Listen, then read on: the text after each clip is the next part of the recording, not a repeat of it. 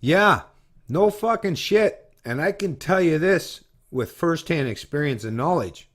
You better recognize that.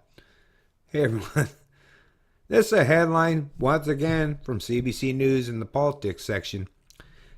Time for civilian governance at RCMP, watchdog says in harassment report. RCMP's dysfunctional workplace culture threatens police operations, officer says, safety report says. Now, this may be in reference to, the sexual assaults that happen. That's pretty profound, apparently, throughout the ranks of the RCMP. But regardless, that dysfunction is carried out, and I've noticed this, and trust me, it's not just me.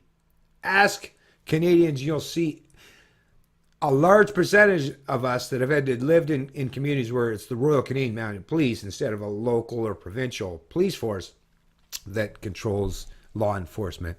But yeah, these fuckers operate in a realm of, like I say, I consider them, to me, it's just a legalized gang, right?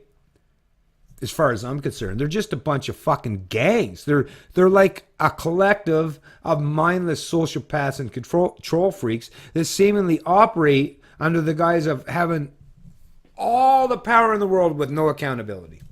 None whatsoever. And like I say, those of us that have dealt with them know this with first-hand experience and knowledge. The RCMP has done so little to reform its dysfunctional workplace culture that the Mounties watchdog is calling for the federal government to introduce civilian governance of the National Police Force. Civilian, actual civilian people that have no fucking past history of law enforcement, blah, blah, blah.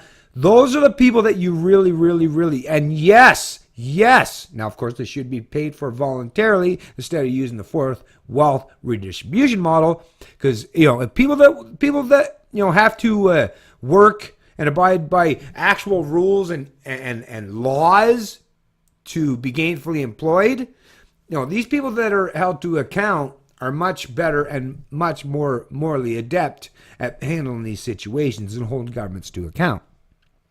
If they just get their check once again from government, then yeah, don't expect a whole lot from them. The RCMP will not be able to bring about the necessary change required to address its dysfunctional culture on its own, wrote Ian McPhail, chair of the Civilian Review and Complaints Commission for the RCMP. A change in governance is required, and such change must come from the outside. Yeah, you better believe it. Yeah, cops investigating cops, yeah, never works out very well as far as creating real justice, right? This is Allison Crawford is who's reporting this, by the way.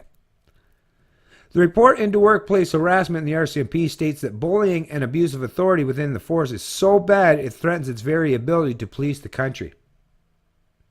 Like I said, I know this firsthand, with firsthand knowledge and information and experience. And a lot of people, like, come on, ask people that you know, or you yourself probably know this already, right?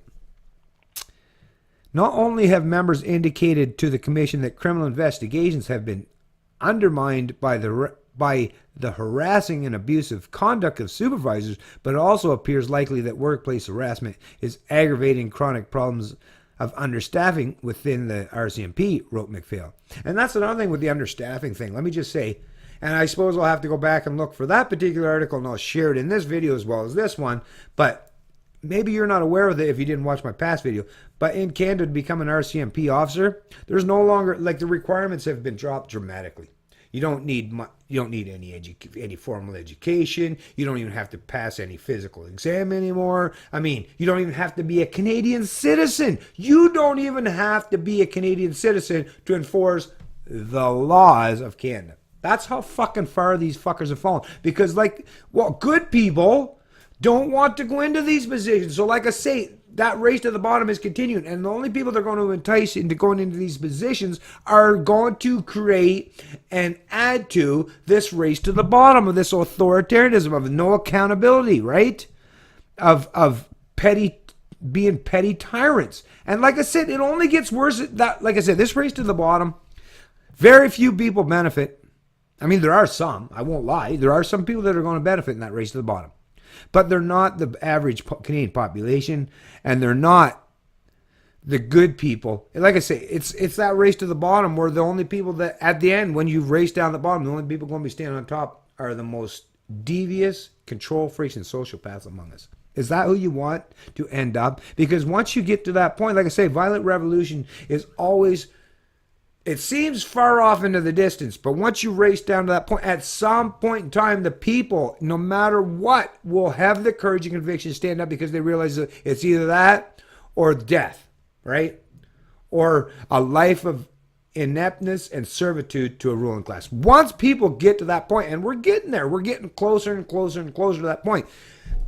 Once you get to that point, all hands are off, right? And then, like I say, then shit's going to happen. Nobody's going to have any control over anything then. Then everything's going to be up there. Then you're going to witness the genuine chaos, right? And I don't mean anarchy, because anarchy is just a matter of absence of rulers. But you're going to actually have to suffer the consequence of anarchy with a gigantic bureaucracy of central planning, control freaks, and rulers.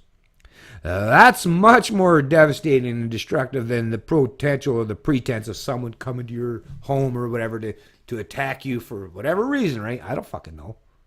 Unless you've done something to someone, chances are most people aren't going to come at. But like I say, this race to the bottom is literally creating a scenario where the overwhelming population of Canada, the 36 plus million of us, are going to be placed into some very perilous and precarious situations, and we already are on a daily basis. Just go sit in your local courthouse any day, and you'll recognize and realize that with objective reality looking at you, staring back at you, right in your eyes. It's Canadian Libertarian, and I love liberty.